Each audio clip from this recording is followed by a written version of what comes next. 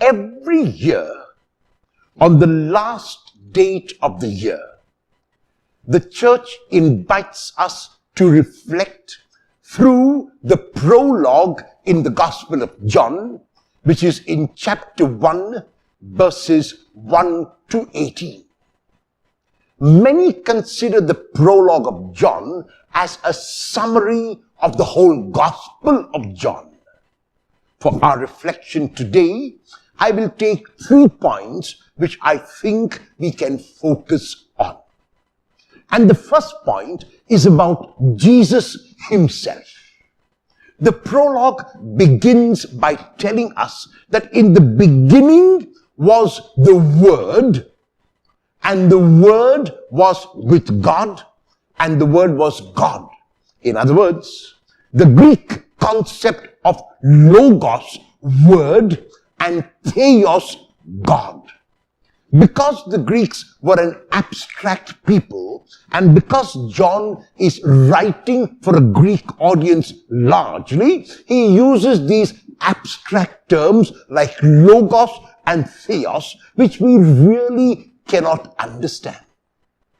At the end of the prologue, however, the logos is transformed into the Son, and the theos is transformed into the Father. So logos becomes huios, and theos becomes pater. Son and father, or daughter and father, the relationship of parent and child is something every one of us can understand. But the question is, what is it that has led to the transformation of the logos or the word to the huios or the Son? And how is it that the God has become Father? Because of what happens in chapter 1, verse 14, when we are told, the logos became sarx. The word became flesh. In other words, John does not tell us that the logos took on a soma or a body. He does not say that the word took on a body. He tells us the word became flesh. The Greek word sarx is a word which speaks of transience, is a word which speaks of limitation, is a word which speaks of corruption and sinfulness. That is what the Lord took on when John tells us in the center of the prologue, the logos became sarx, or the word became flesh. It was because the word became flesh that he could become Son, and that God could be revealed as Father. If Moses gave the law, if Moses gave the commands, Jesus has given much more than the law, much more than the commands, because Jesus has given grace and truth as summarized in love.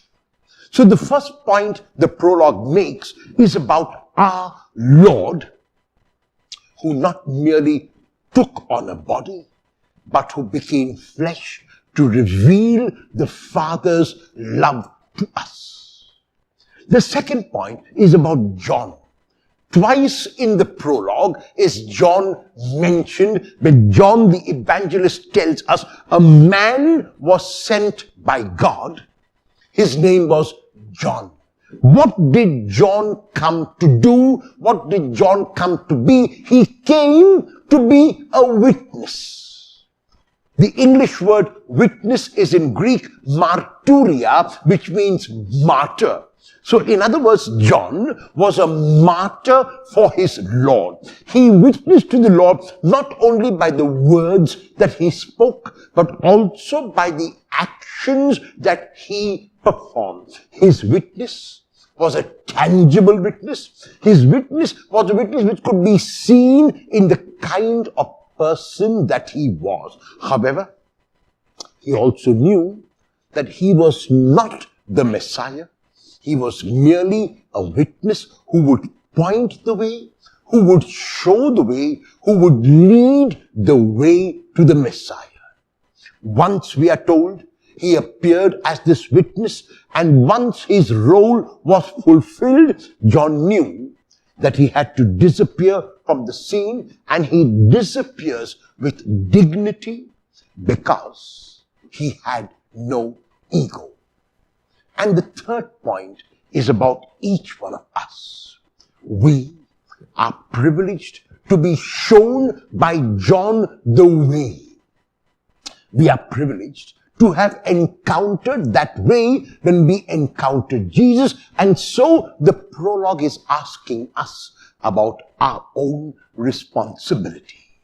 Our responsibility today is, if we accept the role of John, is to lead others like John did, not only by the words that we speak, but by the actions that we perform. We lead them to Jesus. If we want to imitate Jesus, we imitate him by the love and the unconditional love, so that people will see in us the incarnation of great, unconditional and unfathomable love.